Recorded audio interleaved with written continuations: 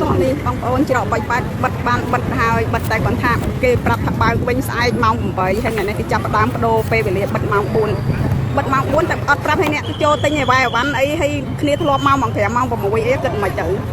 លេងបិទព្រឹបអញ្ចឹងហ៎ហើយគ្នាដេកណាអីណៃអ្នកមានតូបមិនអីតែអ្នកអត់តូបព្រោះធ្វើម៉េចបាទសៀមក្បាលខូចនេះវាសម្រាប់ចិត្តបិទព្រំដែនជាឯកតោភាគីមានន័យថាបានភាសាជាមួយកម្ពុជាយើងទេវាបិទតាមចិត្តវាតែម្ដងមានន័យថាវាបដិញ្ញាឈប់នាំចូលផលិតផលគីមីរបស់វាមកដល់ប្រទេសកម្ពុជាហើយនេះប្រហែលជាពេលត្រឹមត្រូវមួយដែលយើងងាកមកគ្រប់គ្រងផលិតផលក្នុងស្រុករបស់យើងព្រោះថាតំណែងពាណិជ្ជកម្មរវាងកម្ពុជាហើយនិងសៀមនឹងមិនមែនជាតំណែងអ្វីដែលយើងមិនអាចផលិតដោយខ្លួនឯងបានទេមិនមែនជាយន្តហោះរថក្រោះរថយន្តអីណាទេសៀមវាត្រូវដឹងថាវានាំចូលមកយើងច្រើនជាងយើងនាំចូលទៅវាជាការពិតនឹងប៉ះពាល់ប្រជាជនទាំងសងខាងសៀមប្រជាជនវានឹងមិនដឹងថានាំផលិតផលវាជាពិសេសបន្លែប្រការទៅចាក់ចោលនៅណាទេតែឡៃខ្មែរយើងអាចនឹងខ្វះអ្វីញ៉ាំមួយរយៈត្រឡប់មកវិញអ្វីដែលវានាំចូលមកយើងនឹងសុទ្ធតែជាប្រភេទផលិតផលកសិកម្មហើយនិងឧស្សាហកម្មធុនស្រាលទេផលិតផលកសិកម្មមានបន្លែប្រការជាពិសេសជីផ្សេងហើយឧស្សាហកម្មធុនស្រាលមានស្អីគេមានកបិតបថៅកញ្ច្រែងកញ្ជើមុងកំរាលជូតជើងអីឡាក់អាហ្នឹងក៏ជាផលិតផលដែលយើងអាចផលិតបានដោយខ្លួនឯងដែរកម្ពុជានិងសៀមនោះមានព្រំប្រទល់ជាប់គ្នាប្រហែលជា817គីឡូម៉ែត្រហើយយើងមានច្រកចេញចូលគ្នាទៅវិញទៅមកនឹងប្រហែលជា7 8ខ្ញុំស្គាល់ច្បាស់ជាងគេហ្នឹងគឺប៉ោយប៉ែតធ្លាប់ទៅច្រើនដងដែរកាលពីហ្នឹងដូច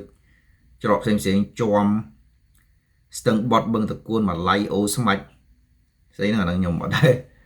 ស្គាល់ទេឲ្យបងប្អូនខ្មែរយើងដែលទៅធ្វើការនៅស្រុកសៀមគាត់ប្រើច្រកទាំងនឹងអាស្រ័យទៅតើគាត់នៅចិត្តច្រកមួយណាជាងគាត់ប្រើច្រកនោះដែលវាងាយស្រួលដល់គាត់ក្នុងការធ្វើការឆ្លងដែនទៅធ្វើការនៅស្រុកសៀមប៉ុន្តែដូចយើងនិយាយខាងលើអញ្ចឹង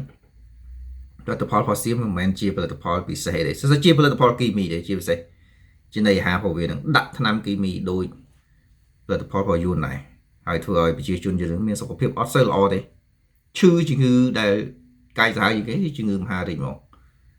តែតើជំងឺមហារីកនឹងដែរមនុស្ស40នាក់ស្លាប់ក្នុងមួយថ្ងៃច្រើនជាងគ្រោះថ្នាក់ចរាចរណ៍ដល់ទៅ10ដងគ្រោះថ្នាក់ចរាចរណ៍មានមនុស្សស្លាប់តែប្រហែលជា3 4នាក់ទេក្នុងមួយថ្ងៃនៅប្រទេសកម្ពុជាដែលឡែកជំងឺមហារីកមានអ្នកដែលស្លាប់បាត់បង់ជីវិតហ្នឹងរហូតដល់ទៅ40នាក់ជាងក្នុងមួយថ្ងៃមានក្នុងរយៈពេលមិនដល់1ម៉ោងទេមានមនុស្សស្លាប់ម្នាក់ដោយសារជំងឺមហារីកហ្នឹងដោយសារតែចំណីអាហារគីមីដែលយើងទទួលទានជាប្រចាំហ្នឹងទាំងមកពីប្រទេសសៀមក៏ដូចជាប្រទេសវៀតណាមដែរតាក់ទងឲ្យរឿងផលិតផលសៀមហ្នឹងចាំមើលបងប្អូនអរគ្នាតែប្រហែលថ្ងៃទៀតវាបើកព្រំដែនវិញដល់ពេលបើកវិញវាធ្វើអីគេច្រើនដងបងប្អូនអរគ្នាចាំមើលតាំងពីឆ្នាំ2008មកក៏មានចំនួនប្រាសាទព្រះវិហារវាធ្វើអញ្ចឹងបិទព្រំដែនហើយដល់ពេលបើកវិញវាមកធ្វើតាមពិព័រណ៍ផលិតផលសៀមនៅកោះពេជ្រជាពិសេស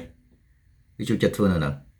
ដើម្បីលើកទឹកចិត្តឲ្យកម្ពុជាហ្នឹងទៅគ្រប់គ្រងផលិតផលរបស់វាវិញចាំមើលប្រហែលថ្ងៃទៀត